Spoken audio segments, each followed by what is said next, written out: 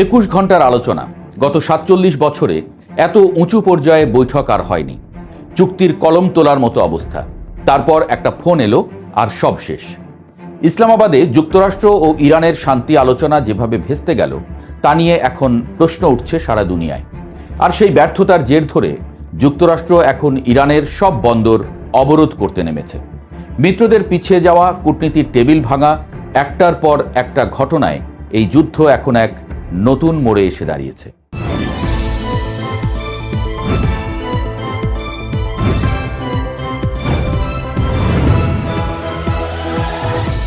ইসলামাবাদে ঠিক কি হয়েছিল?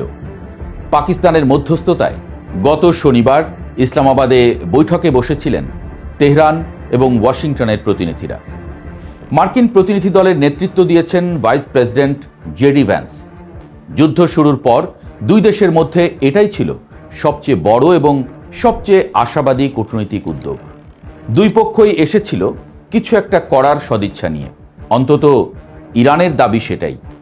ইরানের পররাষ্ট্রমন্ত্রী আব্বাস আরাগচি জানিয়েছেন, গত 47 বছরের মধ্যে সর্বোচ্চ পর্যায়ের এই আলোচনায় ইরান আন্তরিকভাবে অংশ নিয়েছিল এবং ইসলামাবাদ সমঝোতা স্মারক স্বাক্ষরের একেবারে কাছাকাছি পৌঁছেও তারা বাধার মুখে পড়ে। অর্থাৎ চুক্তির নামটুকু পর্যন্ত ঠিক হয়ে গিয়েছিল, কিন্তু কালি শুকোনোর আগেই সব উল্টে গেল। তাহলে শেষ মুহূর্তে কি হলো? আরাগচির দাবি, বৈঠক চলার মাঝেই ভাইস প্রেসিডেন্ট ভ্যান্সের কাছে একটি ফোন আসে ইসরায়েলের প্রধানমন্ত্রী বেনিয়ামিন নেতানিয়াহুর। আরাগচির ভাষায় সেই ফোন কলের পর আলোচনার মনোযোগ যুক্তরাষ্ট্র এবং ইরানের ওপর থেকে সরে গিয়ে ইসরায়েলের স্বার্থের দিকে চলে যায়। এটি যদি সত্যি হয় তাহলে প্রশ্ন ওঠে, শান্তি চুক্তিতে সবচেয়ে বড় বাধাটা আসলে কোথা থেকে আসছিল? যুক্তরাষ্ট্রের নিজের অনিচ্ছা থেকে নাকি তৃতীয় একটি পক্ষের চাপ থেকে? 21 ঘন্টা ধরে আলোচনার পরও কোনো চুক্তিতে উপনীত হওয়া সম্ভব হয়নি। এরপর একটি সংক্ষিপ্ত সংবাদ সম্মেলনে আলোচনা ব্যর্থ হয়েছে জানিয়ে ইসলামাবাদ ত্যাগ করেন ভ্যান্স। বিদায়টাও ছিল আচমকা। দীর্ঘ আলোচনার পর এত সংক্ষিপ্ত বিদায় বার্তা নিজেই অনেক কিছু বলে দেয়। শান্তি আলোচনার ব্যর্থতার দায় কার? এই প্রশ্নে দুই পক্ষের বক্তব্য সরাসরি পরস্পর বিরোধী। ইরানের ভাষ্য পরিষ্কার। আরাগচির অভিযোগ, যুক্তরাষ্ট্র আলোচনায় এক চুলও ছাড় দেয়নি, বারবার অবস্থান পরিবর্তন করেছে এবং নানা ধরনের চাপ প্রয়োগ করেছে। এত দীর্ঘ বৈঠকে একটি দেশ যদি একবারও নমনীয় না হয় তাহলে সমঝোতা হওয়ার কথা নয়। ইরানের যুক্তিটা এটাই। আরাগচি আরও অভিযোগ করেছেন, যুক্তরাষ্ট্র আলোচনার টেবিলে সেসব লক্ষ্য অর্জনের চেষ্টা করেছে যা তারা যুদ্ধের মাধ্যমে অর্জন করতে পারেনি। এই অভিযোগটি গুরুতর। এর মানে হলো ইরানের দৃষ্টিতে ইসলামাবাদের বৈঠক আদতে শান্তির উদ্যোগ ছিল না, এটা ছিল ভিন্ন কৌশলে আত্মসমর্পণ আদায়ের চেষ্টা। আরাগচি সামাজিক যোগাযোগ মাধ্যম এক্সে লিখেছেন, কোনো শিক্ষা নেওয়া হয়নি। সদিচ্ছার প্রতিদান সদিচ্ছা, আর শত্রুতার প্রতিদান শত্রুতা। কথাটা ছোট কিন্তু বার্তাটা বড়। ইরান ভবিষ্যতেও একই ভাষায় কথা বলবে। ইরানের প্রেসিডেন্টও একই সুরে কথা বলেছেন। মাসুদ পেজেশকিয়ানের বক্তব্য, ওয়াশিংটন যদি তাদের কর্তৃত্ববাদী মনোভাব ত্যাগ করে এবং ইরানের অধিকারের প্রতি সম্মান দেখায় তবে এখনও একটি সমঝোতা সম্ভব। অর্থাৎ দরজা একেবারে বন্ধ করেননি তিনি, তবে শর্ত স্পষ্ট। আর নেতানিয়াহুর ফোনের বিষয়টি, নেতানিয়াহু আদৌ ফোন করেছিলেন কিনা ওয়াশিংটন তা স্বীকার বা অস্বীকার কোনোটাই করেনি। এই নীরবতা নিজেই একটা বড় প্রশ্ন হয়ে দাঁড়িয়েছে। কূটনীতির দুনিয়ায় এ ধরনের নিরুত্তর থাকাটা সাধারণত স্বীকৃতি বলেই ধরে নেওয়া হয়।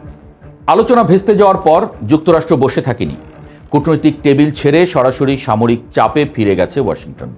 ট্রাম্প হুঁশিয়ারি দিয়েছেন, হরমুজ প্রণালী দিয়ে যাতায়াতকারী সব জাহাজে মার্কিন নৌবাহিনী অবরোধ আরোপ করবে। এটি শুধু ইরানের জন্য নয়, বিশ্বের যে কোনো দেশের জাহাজের জন্য প্রযোজ্য হবে, যদি সেই জাহাজ ইরানের বন্দরে যেতে চায়।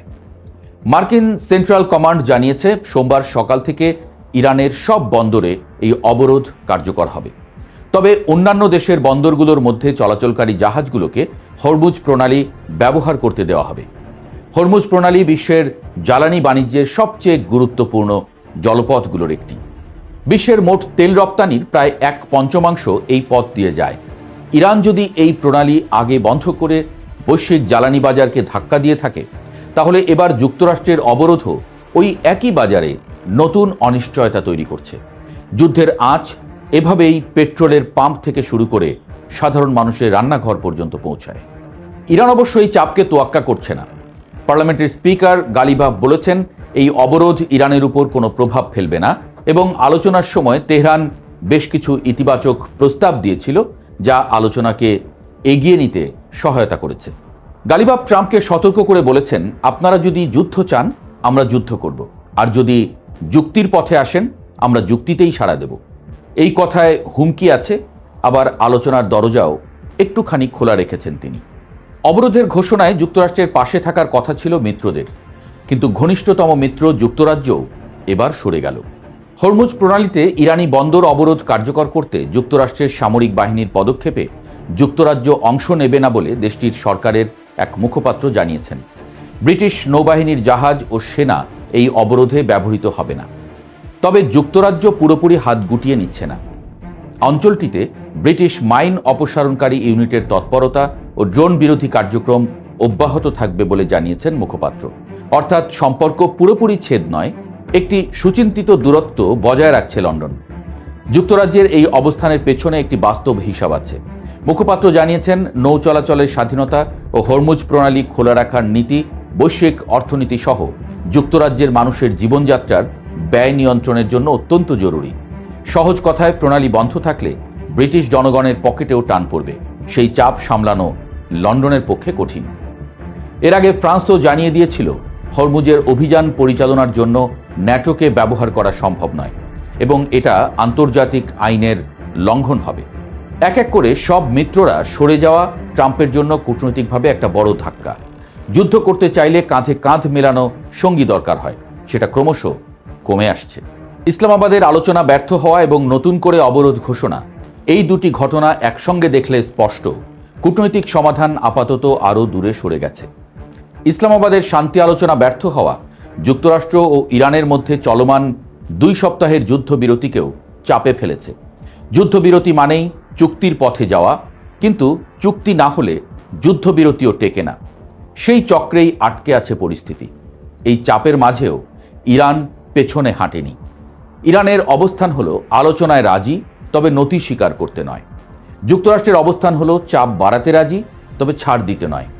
এই দুটি অবস্থান যতক্ষণ না বদলাচ্ছে ততক্ষণ সত্যিকারের সমঝোতা সম্ভব নয়। সামনের দিনগুলোতে 3টি জিনিসের দিকে নজর রাখতে হবে: চলমান যুদ্ধবিরতির ভবিষ্যৎ, হরমুজ অবরোধের বাস্তব প্রভাব, আর মিত্রদের এই ক্রমবর্ধমান দূরত্ব ওয়াশিংটন কিভাবে সামলায়। ইসলামাবাদে যে আশার আলো জ্বলেছিল সেটা 21 ঘন্টায় নিভে গেছে। পরের বৈঠক কোথায়, কখন আর আদৌ হবে কিনা, সেটাই এখন সবচেয়ে বড় প্রশ্ন।